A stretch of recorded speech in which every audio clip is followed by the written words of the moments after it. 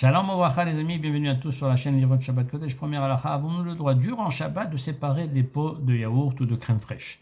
La réponse est qu'il est permis de le faire, on ne craint aucune interdiction en faisant cela et ce serait permis d'après la majorité des décisionnaires. Certains décisionnaires pensent qu'il est interdit de le faire pour deux raisons. Première raison, la raison c'est mechater, ça veut dire découper. Deuxième, c'est maké bepatish, finaliser la confection d'un nouvel ustensile, en l'occurrence le pot de yaourt.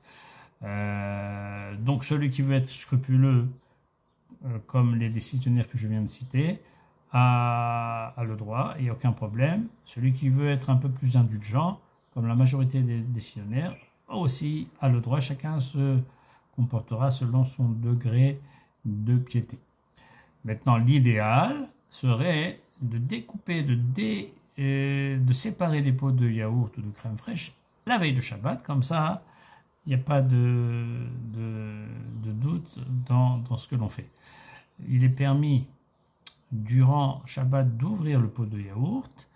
On ne craint pas de créer un ustensile puisqu'il va finir, une fois qu'on a terminé de manger le yaourt, on va le jeter, donc on n'a pas confectionné un ustensile en ouvrant ce pot de yaourt. On fera juste attention, si c'est possible, de ne pas déchirer de l'être lorsque l'on ouvrira ce pot de yaourt.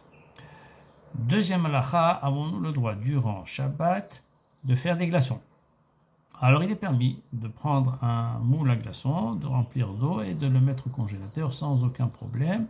On ne craint pas la mélacha de nolad puisque on ne fait aucun acte en faisant les glaçons.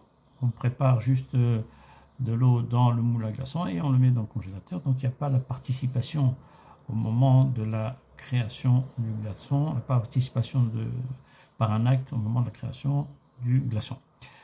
Certains décisionnaires, certaines communautés ashkénazim interdisent de faire cela durant Shabbat, sauf en cas de besoin extrême, grosse chaleur ou beaucoup d'invités, etc. Dans un cas un peu extrême, il serait permis pour les communautés ashkénazes de faire des glaçons. Voilà les amis, je vous souhaite à tous un Shabbat Shalom au Mevorach.